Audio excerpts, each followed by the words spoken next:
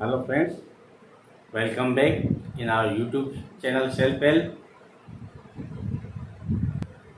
अब हम देख रहे हैं प्रश्नावली 5.2 का नवा सवाल। यदि किसी एपी के तीसरे और नौवें पद क्रमशः 4 और -8 है तो इसका कौन सा पद शून्य होगा। देखिए हमें क्या दे देगा, तीसरा पद दे रखा है। पहले जो दिया हुआ है वो a plus 2d is equal to अपने पास 4 दे रखा है, 4 दे रखा है, और नौवा दे रखा है a plus 8d is equal to -8। ये आपकी समीकरण नंबर 1 है, ये 2 है। अब अपने पास ये क्या है, युगपत समीकरण बन गई अपनी। क्या बन गई? दो चर वाली रैखिक समीकरण है। अब हम क्या करते हैं, इनके चिन्ह बदलते हैं। ये माइनस हो जाएगा, ये प्लस है, ये माइनस हो गया, ये माइनस है तो प्लस हो गया। ठीक है। अब अपने पास क्या है, यहां से यहां कट गया क्योंकि इसका गुणांक प्लस है, इसका माइनस है, कट गया अपने पास। और ये अपने पास क्या है, माइनस के 8 प्लस के 2 माइनस के 6 रह जाएंगे, 6d। ये माइनस के 8 है, इसमें से प्लस के 2 है, माइनस के 6d रह गया। अपने पास यहाँ क्या हो गया, ये भी प्लस का हो गया, ये भी प्लस का हो गया, प्लस के 8 और प्लस के 4 कितने रह गए, प्लस के 12 हो गए। और d बराबर अपने पास क्या हो गया, 12/-6। अब देखिए पिछले सवालों में हमने देखा दोनों जगह माइनस था इसलिए कट गया, लेकिन यहाँ एक जगह ही माइनस है इसलिए नहीं कटेगा। यहाँ 6 कम 6, 6 दूनी 12 है, तो d बराबर अपने पास क्या गया, -2 आ गया। ठीक है ना। अब इसी से हम क्या करते हैं, a का मान ज्ञात करते हैं।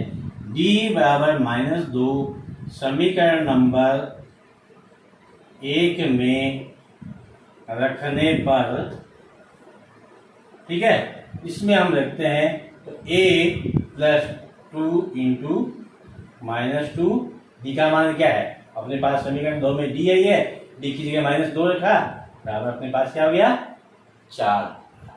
और a बराबर अपने पास क्या आएगा, a प्लस, अब देखिए ये प्लस और ये माइनस दोनों ही यहाँ गुणा, ये प्लस और ये माइनस गुणा कर अपने पास क्या जाएगा, माइनस, और फिर 2 गुणा 2 4 इज इक्वल टू 4। अब यहाँ पे क्या है, बहुत सारे गलती कर लेते हैं, ये 4 आ गया उधर जाके 0 कर देते हैं, जबकि चिन्ह का विशेष तौर से ध्यान रखना होता है। अपने पास क्या है, a इज इक्वल टू, ये 4 तो पहले से a -4 तो 4 दे रखा है, लेकिन ये -4 उधर जाके क्या हो जाएगा, प्लस में बदल जाएगा, ये प्लस के 4 हो गए। इस प्रकार a बराबर अपने पास 4 + 4 8 हो गए। ठीक है दोस्त, अपने पास सार्वंतर भी आ गया और प्रथम पद भी आ गया। अब अपने कहा कि तो इसका कौन सा पद शून्य होगा, यानी कोई पद जिसे हम ले लेते हैं an, इसका पद शून्य है। पद की संख्या ज्ञात करेंगे। क्या ज्ञात करेंगे हम, पद की संख्या ज्ञात करते हैं। an का सूत्र क्या होता है अपने पास, मैं लिखता हूं a + n-1 × d। ठीक है दोस्त। अब an अंतिम पद वो क्या है, शून्य ही है। क्या रहेगा, an का मान शून्य पद का, और a अपने पास क्या है, 8 है, प्लस n-1 × -2। d का मान अपने पास क्या है, यहां से -2 आया। अब हम क्या करते हैं, इसको पक्षांतरण करते हैं। ये -2 n-1 तो इधर हो जाएगा, और 8 को पक्षांतरण किया तो -8 हो गए। ये बराबर उधर प्लस का है, इधर जाके अपने पास क्या है, -8 हो गए। अब n-1 इज इक्वल टू -8/-2। ठीक है, माइनस दोनों जगह है तो अपने क्या हो रहा है, कट रहा है। और अपने पास n-1 इज इक्वल टू, देखिए 2 एकम 2, 2 दूनी 4, बराबर 4 आ गए। n-1 बराबर ये अपने पास क्या है, 4 है। अब हम क्या करते हैं, इसको इस a को पक्षांतरण करते हैं। क्या करते हैं, इस a को उधर पक्षांतरण करेंगे तो अपने पास n बराबर आएगा 4 + 1, क्योंकि ये अपने पास क्या है, माइनस में है, माइनस को उधर ले जाएंगे अपने पास प्लस आएगा, तो n बराबर अपने पास क्या आएगा, 5वां पद हो जाएगा। कौन सा पद शून्य होगा? पांचवा पद जो है आपका शून्य होगा। ठीक है दोस्तों, किसी एपी का 17वां पद उसके 10वें पद से 7 अधिक है, इसका सार अंतर ज्ञात कीजिए। ठीक है दोस्तों, कॉमन डिफरेंस हमें ज्ञात करना, डी जिसे हम लिखते हैं वो हमें ज्ञात करना है। पहले हमें दे रखा है एपी का 17वां पद, A17 इक्वल टू क्या लिखते हैं A प्लस 16D। ठीक है ना, और उसका 10वां पद A10 equal to A plus 9D। ये हो गए। अब इसने कहा है कि 17वां पद जो 10वें पद से 7 अधिक है। ठीक है ना, तो यहां पर ये लिखते हैं A17 बराबर A10 प्लस 7, यानी A17 10 से 7 अधिक है। हम क्या करते हैं 7 इसमें जोड़ देते हैं, किसमें? 10वें पद में, तो ये 17वें पद के बराबर आ जाता है। ये क्या लिखते हैं यहां? प्रश्नानुसार। ठीक है, 17वां पद फिर 10वें पद से 7 अधिक है, इसलिए 17 बराबर 10वां प्लस 7 हो गया। अब यहां पे अपने पास क्या है? 17 बराबर क्या है? A plus 16D। ठीक है, और 10वां क्या है? A plus 9D plus 7। यहां से मैंने लिखा, कहां से?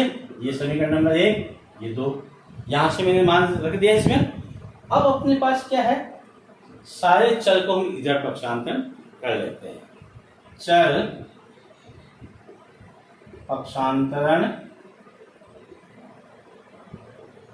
करने पर, ठीक है, तो यहाँ A ये इधर आएगा -A हो जाएगा, प्लस 16D ये वाला, और ये इधर आएगा -9D रहेगा, बराबर 7 हो गया।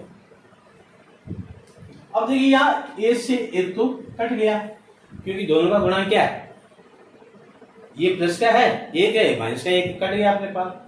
अब अपने पास 16 में से 9 गए, घटाने हैं, अपने पास क्या आएगा? 7D, और इधर अपने पास क्या 7 है, इसलिए अपने पास क्या हो जाएगा?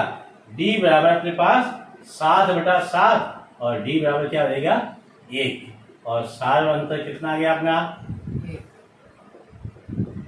सार अंतर जिसे हम D लिखते हैं, कॉमन डिफरेंस कहते हैं, वो अपने पास क्या आ गया? 1 आ गया। वही चीज इसके अंदर पूछी है, सार अंतर।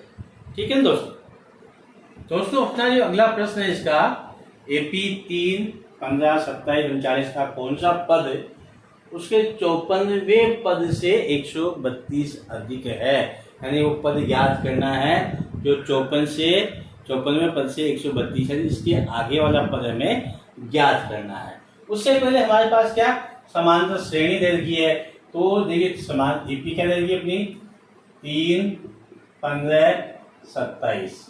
किसी भी श्रेणी में प्रथम पद और सार अंतर ज्ञात करने के लिए 3 लगातार पद होने चाहिए, 3 क्रमागत पद होने चाहिए। ठीक है दोस्तों, इसलिए मैंने 4 में से 3 लिखे हैं। अब हम पहले इसमें क्या है लिख देते हैं, प्रथम पद तो अपने पास जाहिर है क्या है, ये अपने पास 3 दिया हुआ है, पहला ही पद 3 है। अब हम सार अंतर ज्ञात करेंगे। क्या ज्ञात करेंगे? सार अंतर। कैसे ज्ञात करते हैं? तीसरे में से दूसरा घटाना है और दूसरे में से पहला घटाना है। तीसरा कौन सा अपने पास? 27 है, -15 है, 15 माइनस, और पहला कितना है? 3 है। अब इसमें से घटाते हैं, अपने पास क्या आएंगे? 27 में से 15 घटाए, 7 में से 5 गए तो 2, 1, और इधर भी अपने पास 12 आ गया। डी का मान कितना आ गया? 12 आ गया। ठीक है, अब जैसे कि माना an 54वें पद से पद की संख्या ज्ञात करनी है हमें। ठीक है, 54वें पद से 132 अंक अधिक है। ठीक है, तो यहां में जैसे an, अब हम प्रश्न के अनुसार लिख लेते हैं। अब यहां प्रश्नानुसार, प्रश्न के अनुसार, प्रश्नानुसार का मतलब प्रश्न के अनुसार, यानी an है जो अपने पास क्या है 54वें पद से, ये 54वां पद है आपका A54 से 132 अंक अधिक है, यानी 154 में 132 और जोड़ेंगे इससे तो अधिक हो गया ना। ये 154वां पद है, ये इससे 132 ज्यादा हो गया। अब यहाँ an का मतलब क्या है, a plus an minus 1 into D, और ये अपने पास a प्लस 53 डी प्लस 132। ठीक है दोस्त, अब अपने पास जहां जहां पर आपका केवल n हम इधर रखते हैं, d का मान भी अपने पास ज्ञात कर लिया 12। हम बाकी सारी संख्या जहां a है a का मान रख देंगे, b है d का मान इसमें प्रतिस्थापित कर देते हैं, इसमें रख देते हैं। जैसे a का मान अपने पास इधर 3 है और यहाँ n माइनस 1 और इंटू 12 हो गया, बराबर 3 प्लस 53 गुणा 12 हो गया प्लस 132। ठीक है, ये d का मान 12 है, 12 रखा हमने।